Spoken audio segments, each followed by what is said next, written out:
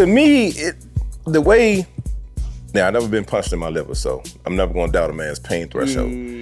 But to me, the way the fight ended, it was like 4th of July when you seen all the fireworks bust and then something just go pew.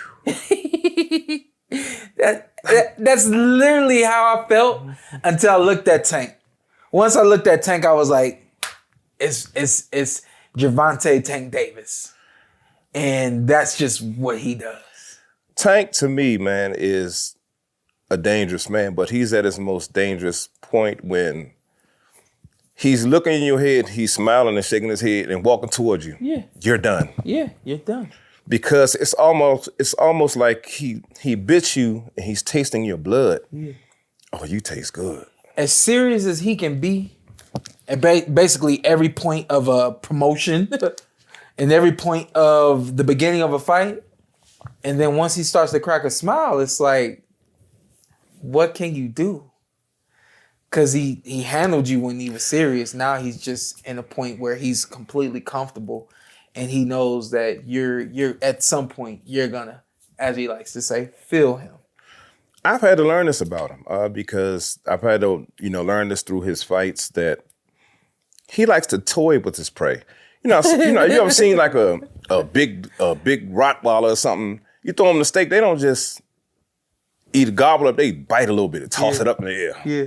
Toss it around. Yeah. That's what he do to people. Yeah. He bites you, he toss you around. My wife watches our little like neighborhood talk thing. They the neighborhood's keeping us safe, And my wife was on there one day. I guess a coyote got in somebody's backyard, and they always leave their dog out in the backyard, but the dog is really, really little. And the person puts the video on the neighborhood watch thing and says, beware, this could be your dog. And you see the coyote tossing it up in the air. Like you just said, just playing with it.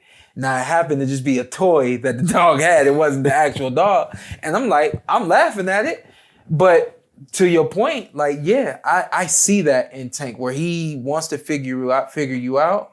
The same as from a standpoint, an animal just wants to figure out what move you want to make. And once I meet you there and I got you, I'm just going to play with you a little bit before it's all over.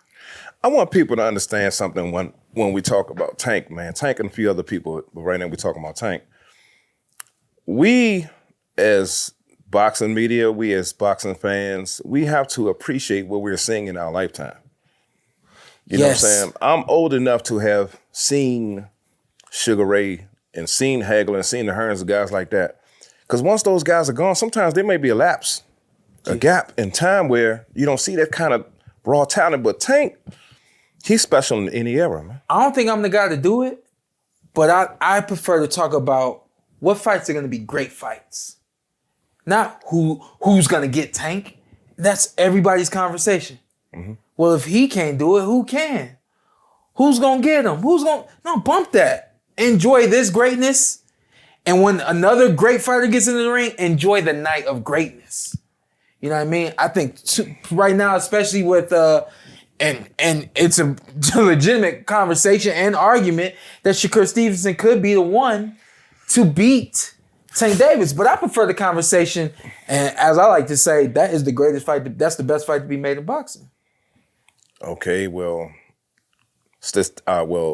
strategic wise, I agree with you on that point because it would be interesting to see how Tank could penetrate Shakur Stevens' defense because he's stingy with his space. Hey, listen, he's stingy, and it's a lot of fights I don't talk about, and I especially with Terrence Crawford and Errol Spence. Say I ain't no comments until that fight's made because I don't want no heat coming at me. But that's another fight that I'm not gonna comment on until maybe until night of, because the things that I feel that I know about this fight or that fight specifically, I really don't want to be the one to, for the sake of words, let the cat out of the bag or share information about one of the fighters that the other fighter or the other team didn't know. But I think stylistically, I think competitively, mathematically, I think that's a fight for the ages right there. Both guys are accurate.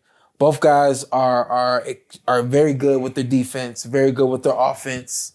and the size makes sense for both those guys. They're right around the same height, and the list goes on, man. I think that, you know, that's a fight right there.